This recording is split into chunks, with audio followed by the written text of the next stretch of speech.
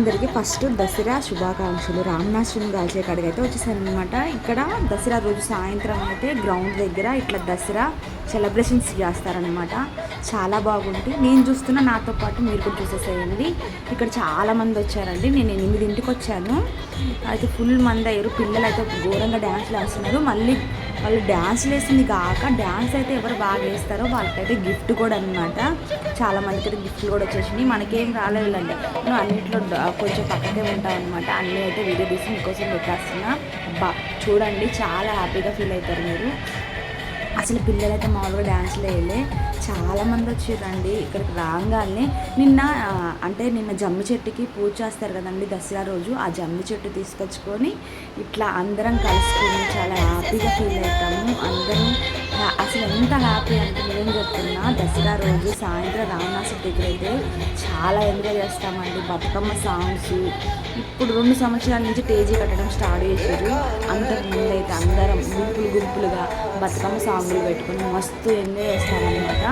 కానీ ఈ సంవత్సరం 2 సంవత్సరాల నుంచి ఏమవుతుందంటే టేజీ కట్టి పిల్లల తాత అంటే షో లెక్క చేస్తున్నారనమాట. మ్యాజిక్ షోస్ అంటే డ్యాన్సులు ఒకరు చెప్తే మనం గ్రూప్ మొత్తం చేసేటట్టు చెప్తున్నారనమాట.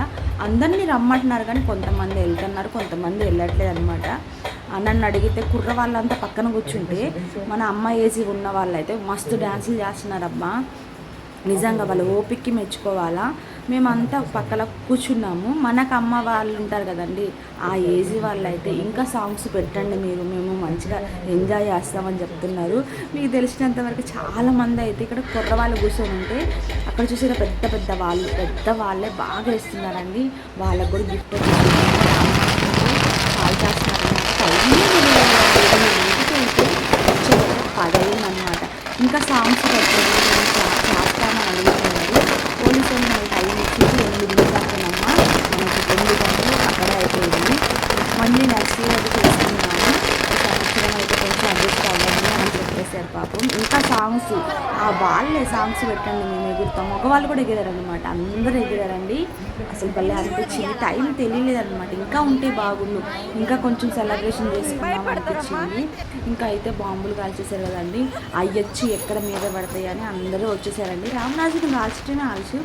ఇంకా సెలబ్రేషన్స్ అయిపోయినాయి అని అందరం అయితే ఇంటికి వచ్చేసాము. ఫుల్ ఆకలి అవుతుంది. అబ్బాయి ఇంటికి వెళ్ళి మ్యాగీ వండుకొని తినాలి. ఉంటానైతే